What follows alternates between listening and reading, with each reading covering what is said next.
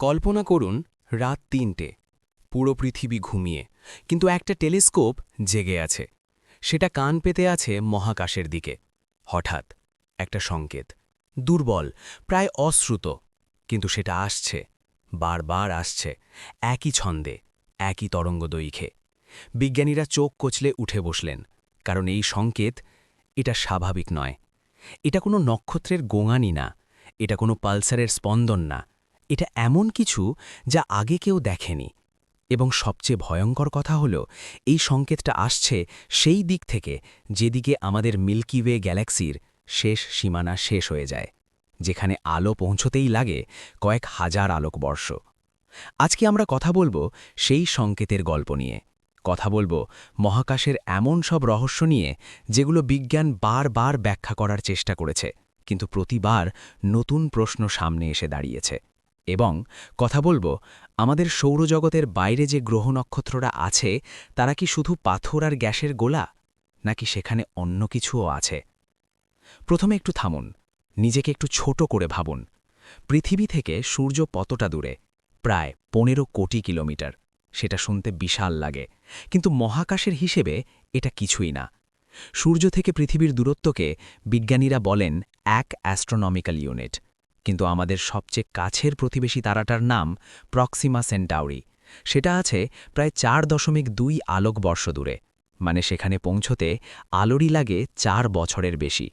এখন আমাদের সবচেয়ে দ্রুততম মহাকাশযান পাঠালে সময় লাগবে প্রায় ৭০,০০০ বছর।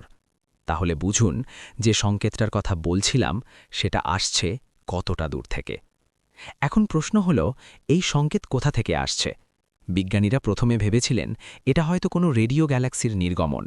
রেডিও গ্যালাক্সি মানে হল এমন গ্যালাক্সি যার কেন্দ্রে একটা অতিকায় কৃষ্ণ গহ্বর আছে, এবং সেটা প্রচণ্ড শক্তিতে রেডিও তরঙ্গ ছুড়ে দিচ্ছে মহাকাশে।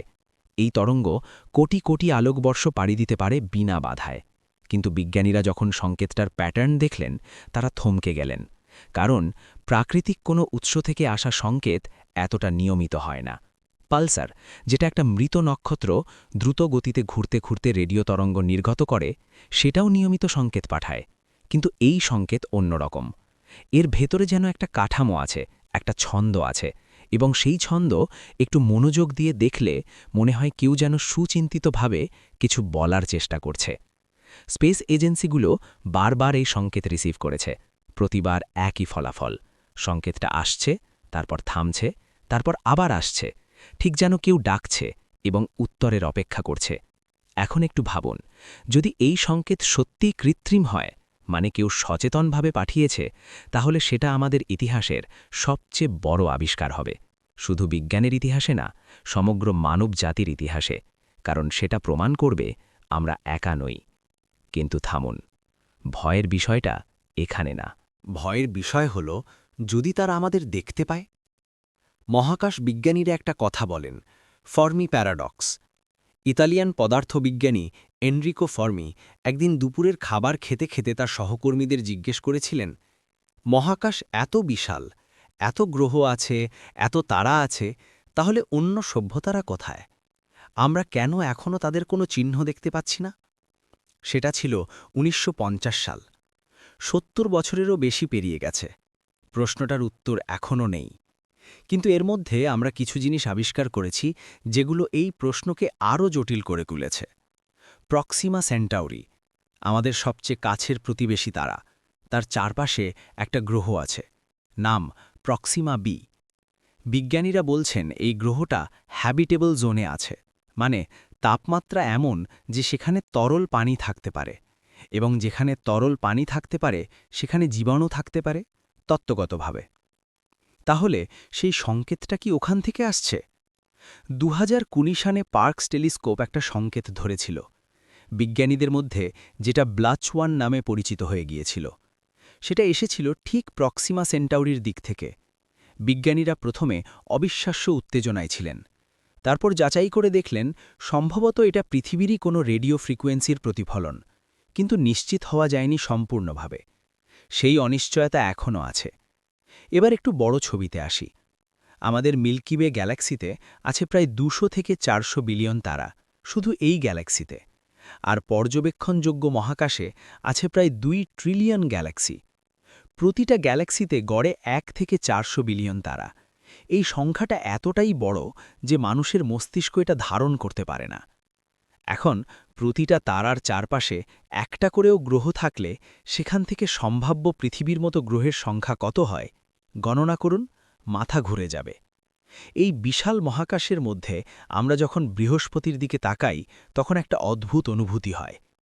বৃহস্পতি আমাদের সৌরজগতের সবচেয়ে বড় গ্রহ, এতটাই বড় যে পৃথিবীর মতো গ্রহ এর ভেতরে 11টা ধরে যাবে।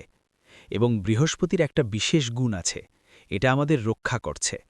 এর প্রচণ্ড মাধ্যাকর্ষণ শক্তি বহু গ্রহাণু এবং ধূমকেতুকে পৃথিবীর দিকে আসার আগেই তার দিকে টেনে নেয়। বলা হয় বৃহস্পতি না থাকলে পৃথিবীতে জীবন এত দীর্ঘ টিকত না। একইভাবে শুক্র গ্রহের কথা ভাবুন।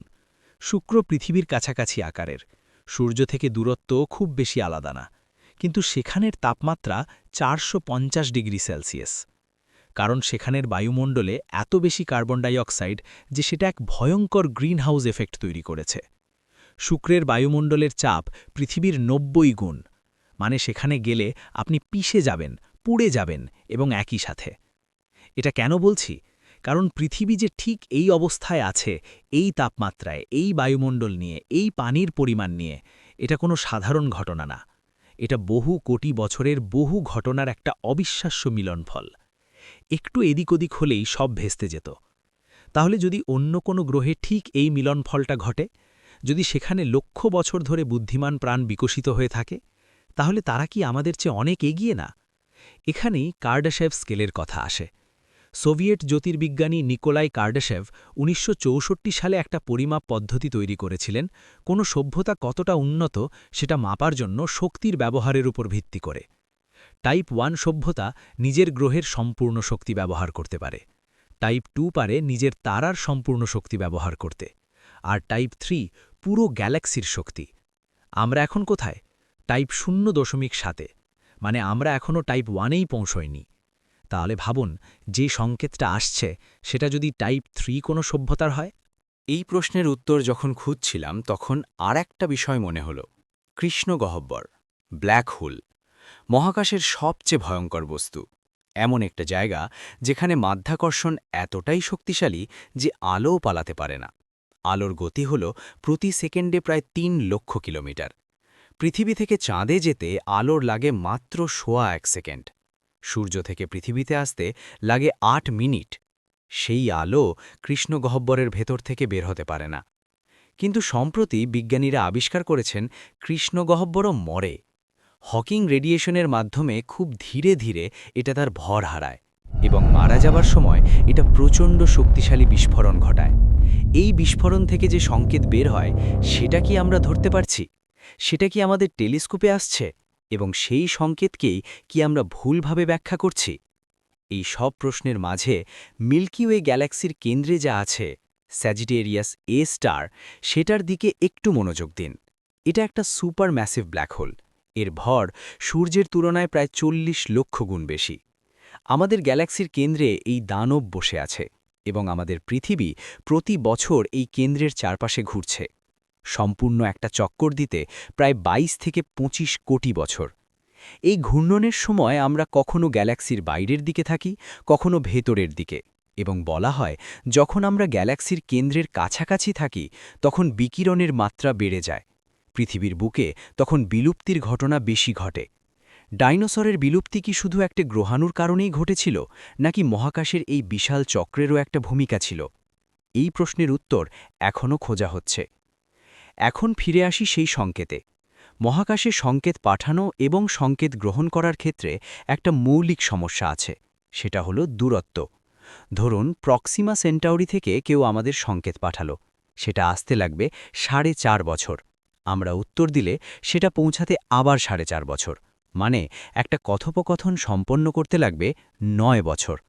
এই দূরত্বের কারণেই অনেক বিজ্ঞানী মনে করেন যদি কোনো উন্নত সভ্যতা যোগাযোগ করতে চায় তারা শুধু কথা বলবে না, তারা হয়তো সংকেতের মধ্যেই সব তথ্য ভরে দেবে, একটা বিশ্বকোষ পাঠিয়ে দেবে, নিজেদের ইতিহাস, বিজ্ঞান, সংস্কৃতি সব। এখন প্রশ্ন হলো, আমরা কি সেটা পড়তে পারব? মানুষের ভাষা মানুষই বোঝে, বাংলা বাংলাভাষী বোঝে, ইংরেজি ইংরেজি ভাষী। কিন্তু গণিত গণিত সর্বজনীন।